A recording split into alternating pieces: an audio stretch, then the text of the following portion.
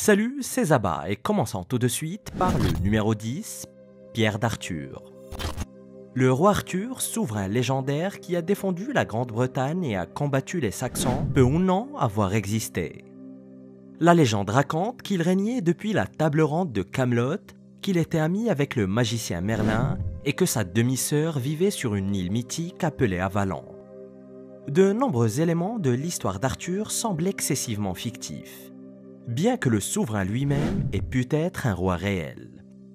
Les historiens et les érudits sont partagés sur le sujet et personne n'a pu prouver ou réfuter d'ailleurs l'existence du roi Arthur.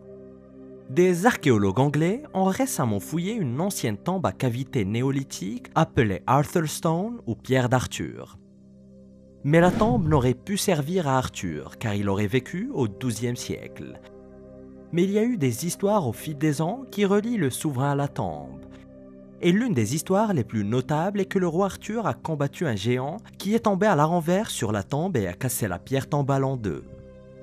Mais une autre légende veut que les deux entailles sur la pierre tombale aient été laissées par Arthur lorsqu'il s'est agenouillé et a prié pour obtenir de l'aide afin de défendre la Grande-Bretagne. Mais personne ne peut vraiment dire avec certitude si le roi Arthur avait vraiment quelque chose à voir avec cette tombe. Ce que nous savons, c'est que la tombe est extrêmement mystérieuse, même sans le nom du roi Arthur. Elle a très probablement servi comme lieu de repos pour des restes humains il y a 5000 ans. Les corps des morts étaient laissés à pourrir dans la chambre inférieure et n'étaient enlevés qu'une fois que la chair s'est détachée des os. Numéro 9. Les temples de l'île de Malden. Au milieu de l'océan Pacifique, environ 2500 km d'Hawaï, se trouve la République de Kiribati. La République est constituée de 32 atolls, dont l'île Malden, sans doute la plus mystérieuse. L'île est un petit sanctuaire pour les oiseaux de mer et est considérée comme l'un des endroits les plus désolés et isolés du monde entier. Et pourtant, il y a aussi des preuves de l'existence d'une civilisation perdue. Il y a d'anciens temples sur l'île Malden, mais personne ne sait qui les a construits. À un moment donné, au cours des 2 derniers millénaires, un groupe inconnu de personnes est arrivé sur l'île et s'y est installé. Ils ont construit d'énormes structures en pierre. Et beaucoup de ces structures ont résisté aux éléments aussi longtemps que possible. Ils ont ensuite disparu sans laisser la moindre trace de leur identité. Les scientifiques ne savent toujours pas d'où ils sont venus, combien de temps ils ont vécu sur l'île et où sont-ils allés après. Pour une si petite île, elle est remplie de temples. Il y a environ 40 temples en pierre répartis sur l'île et ils semblent être polynésiens. Cependant, cela dépend des experts que vous interrogez. Certains disent qu'ils sont polynésiens, d'autres qu'ils sont mélanésiens, certains ont même suggéré que les habitants de l'île de Malden venaient de Nanmadol en Micronésie à 5000 km de là, bien qu'il n'y ait aucune explication à cela.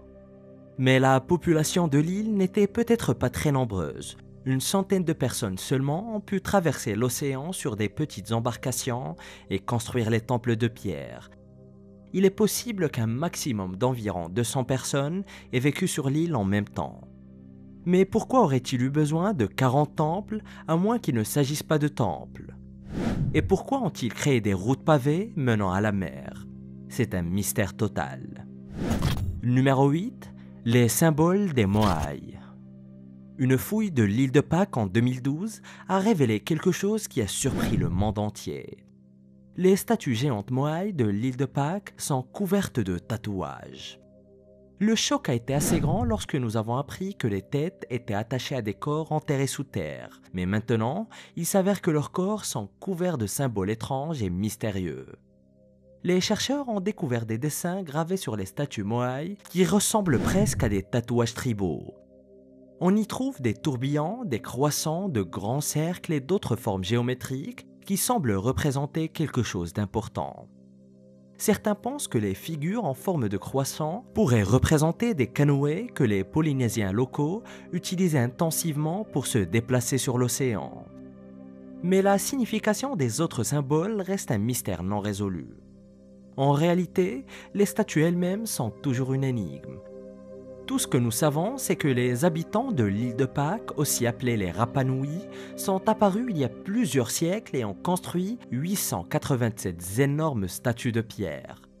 Mais nous ignorons toujours comment ces moaïs ont été construits, pourquoi ils étaient enterrés jusqu'au cou, ou encore pourquoi ils étaient décorés de lourds chapeaux rouges. Numéro 7. Vestiges inexpliqués. Des archéologues de Haverford-West ont commencé des fouilles dans un couvent médiéval sans autre objectif que d'en apprendre davantage sur les lieux. Mais ce à quoi ils ne s'attendaient pas, c'était de découvrir immédiatement des ossements humains. Ils ont déterré 100 squelettes près des fondations de la structure médiévale qui a été découverte sous un complexe commercial démoli. Mais ils pensent qu'il pourrait y avoir jusqu'à 300 squelettes qui n'ont pas encore déterré. Encore plus étrange, environ un tiers de ces squelettes appartient à des enfants de moins de 4 ans. Mais les chercheurs ne sont pas tout à fait sûrs de ce sur quoi ils sont tombés. On pense que les ruines découvertes sous le centre commercial rasé proviennent du couvent du Saint-Sauveur du XIIIe siècle. Il a fonctionné jusque dans les années 1530, puis a été fermé pour des raisons toujours inconnues. Et l'ordre dominicain des frères prêcheurs a fonctionné dans le couvent pendant 300 ans, ensuite il a disparu. Mais ce que tout le monde veut vraiment savoir, c'est pourquoi il y a environ 100 squelettes d'enfants enterrés ici. Les frères faisaient-ils secrètement partie d'une secte d'assassins d'enfants? Les corps proviennent-ils d'une épidémie qui a balayé la région? Il y a beaucoup de questions et pour l'instant, personne n'a les réponses. Numéro 6. L'œil du Sahara. Il existe une théorie selon laquelle la cité perdue de l'Atlantide se cacherait au beau milieu du désert du Sahara. Plus précisément, l'Atlantide a été reliée à quelque chose appelé l'œil du Sahara ou la structure de Richat. Officiellement, l'œil du Sahara est un phénomène naturel sur le plateau d'Adrar. C'est une caractéristique géologique symétrique formée au cours de millions d'années pour créer un motif de cercle concentrique exposé dans la roche sédimentaire. Il a été vu pour la première fois par des astronautes dans les années 1960. Et les scientifiques ont supposé qu'il s'agissait d'un cratère laissé par une sorte d'impact d'objets célestes. Mais de nos jours, les scientifiques s'accordent à dire que ce n'est rien de plus qu'une merveille géologique. Quelque chose de totalement unique sur cette planète. Mais il y en a d'autres qui croient que l'œil du Sahara est en fait la cité perdue de l'Atlantide. Leurs preuves sont certes maigres, mais suffisamment plausibles pour constituer un argument convaincant pour certains. Par exemple, il y a d'énormes taches blanches visibles sur l'œil du Sahara qui proviennent de dépôts de sel à la surface. Cela indique qu'il aurait pu avoir une masse d'eau recouvrant la structure il y a 12 000 ans. C'est à peu près l'époque où le désert du Sahara était une jungle luxuriante et verdoyante avant qu'une inondation massive n'emporte la végétation. Puis le temps que l'eau de l'inondation se retire et que la terre redevienne sèche, elle s'est transformée en désert. La théorie est qu'avant le supposé déluge, l'œil du Sahara était le centre de la cité de l'Atlantide. Le déluge aurait emporté la cité pour une raison inconnue et a laissé une trace sans forme d'œil dans les sédiments. Mais le seul problème avec ces théories est qu'il n'y a jamais eu d'inondation dans le Sahara, du moins pas à notre connaissance. Numéro 5. Corps dans le puits. À Norwich, en Angleterre, des ouvriers ont commencé à construire un centre commercial en 2004. Mais peu de temps après l'ouverture du chantier, les ouvriers ont découvert un puits datant de 800 ans. C'était une découverte intéressante en soi, jusqu'à ce qu'ils creusent encore plus profondément et trouvent 17 corps au fond du puits. Mais l'identité de ces 17 personnes s'est avérée être un plus grand mystère que quiconque aurait pu le prévoir. Il y avait 6 adultes et 11 enfants, mais personne n'a pu expliquer comment ils se sont retrouvés dans un puits de l'époque médiévale. Il ne s'agissait pas d'un enterrement collectif, du moins pas comme la plupart des enterrements collectifs du XIIe siècle. Et il semblerait qu'il y ait eu une sorte de massacre. La position des corps dans les puits suggère qu'ils ont été jetés dans la fosse la tête la première, juste après leur mort. Les chercheurs ont effectué un séquençage de l'ADN et ont découvert que de nombreuses victimes étaient apparentées, notamment un trio de sœurs. Le XIIe siècle en Angleterre n'était pas véritablement une période favorable pour les personnes de confession juive. La troisième croisade a donné lieu à d'importantes violences antisémites à la fin des années 1100. Selina Brace du Musée d'histoire naturelle de Londres pense que les personnes dans le puits ont été assassinées, très probablement en raison d'une violente attaque antisémite contre la ville en février 1190. Les chroniqueurs médiévaux ont décrit une série de ces attaques soutenues par l'Église. Numéro 4. La tablette d'Ispilio. La tablette de Dispilio a été découverte dans le nord de la Grèce par un professeur et expert en archéologie préhistorique. Il est tombé sur la tablette en 1993 alors qu'il faisait des fouilles sur un ancien établissement humain en Macédoine occidentale, une région grecque. Ce mystérieux village était occupé il y a un peu plus de 7000 ans par une tribu non identifiée d'humains primitifs. Mais ce qui rend la tablette si étonnante, c'est qu'elle a été retrouvée avec un système d'écriture. Et c'est une énigme très sérieuse, car selon l'archéologie traditionnelle, l'écriture a été inventée il y a 6000 ans à Sumer en Mésopotamie. Mais ce que cet artefact semble représenter est le premier langage écrit 1000 ans avant le premier langage écrit. Le texte est un enchevêtrement de symboles que personne n'a pu déchiffrer. Et malheureusement, le texte ne sera jamais déchiffré, à moins qu'une nouvelle pierre de Rosette ne soit trouvée et puisse donner aux scientifiques un indice sur la signification des symboles de la tablette. Et pour rendre les choses encore plus intéressantes, elle a été trouvée au fond d'un lac. L'ancien site a été inondé il y a très longtemps, laissant des artefacts des premières cultures éparpillés au fond d'un nouveau plan d'eau. Mais dès que les archéologues ont retiré la tablette, son contact avec l'oxygène a commencé à la détériorer. C'est l'une de ces découvertes qui pourrait changer les livres d'histoire. La raison en est que les Sumériens sont généralement crédités de la création du premier système d'écriture. Mais ces tablettes montrent que cela s'est produit avant les Sumériens vers 5260 avant Jésus-Christ et a été fait par un groupe d'humains vivant dans la patrie d'Alexandre le Grand. Numéro 3. La famine de Saqqara.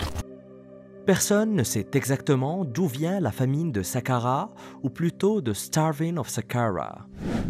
C'est le nom d'une statue qui représente deux personnages en calcaire de l'Égypte ancienne, très bizarres. Ils ont des crânes bizarrement allongés, des mâchoires relâchées et des bouches ouvertes. Encore plus bizarre, ils sont accroupis, nus, l'un en face de l'autre, dans une position très particulière. Les chercheurs ont identifié des traces de pigments rouges sur la statue et même des traces de peinture verte. Mais la plus grande curiosité de ce mystère est qu'à la base de la statue se trouve une inscription dans une langue qui n'a jamais été déchiffrée. Cette chose est un mystère absolu qui turlupine les scientifiques depuis des décennies. Elle est actuellement conservée à l'Université de Concordia à Montréal au Canada.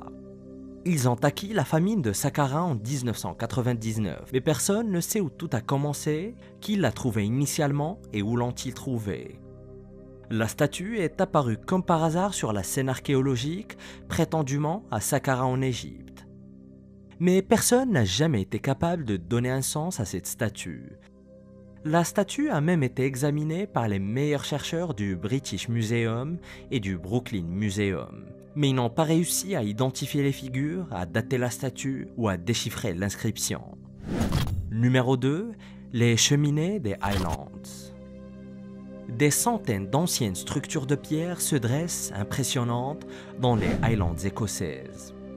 Ces statues sont appelées broch en gaélique écossais, mais je vais simplement les appeler broch. Les experts ne savent pas exactement à quoi elles servaient. Les brocs se trouvent partout dans les montagnes brumeuses des Highlands, ainsi que dans les landes et dans les vallées vertes profondes de la campagne mystique du nord de l'Écosse. Il s'agit de tours de pierre en ruine, mais ne semblent pas avoir d'utilité. Elles ont commencé à apparaître il y a 2000 ans, probablement construites par des tribus locales pendant l'occupation romaine. Et au sud, ces tribus écossaises ont érigé environ 500 brocs, chacun disposant de murs de près de 4 mètres d'épaisseur et de 12 mètres de hauteur. Lorsque les archéologues ont commencé à s'intéresser aux tours de pierre, ils ont supposé qu'elles faisaient partie de forteresses. Mais au fur et à mesure des fouilles, il est devenu très évident que les brocs étaient des structures autonomes. Il s'agissait d'immenses tours s'élevant jusqu'au ciel et totalement creuses à l'intérieur, qui ne faisaient pas partie d'un ensemble plus vaste ou d'un fort. Chacune d'entre elles était comme une immense cheminée au milieu de nulle part, mais personne ne sait pourquoi les Écossais les ont construits. Numéro 1. Stonehenge portugais. Il existe au Portugal un mystérieux cercle datant de l'âge de bronze qui, selon certains, aurait été utilisé pour des rituels ou même comme une sorte de portail.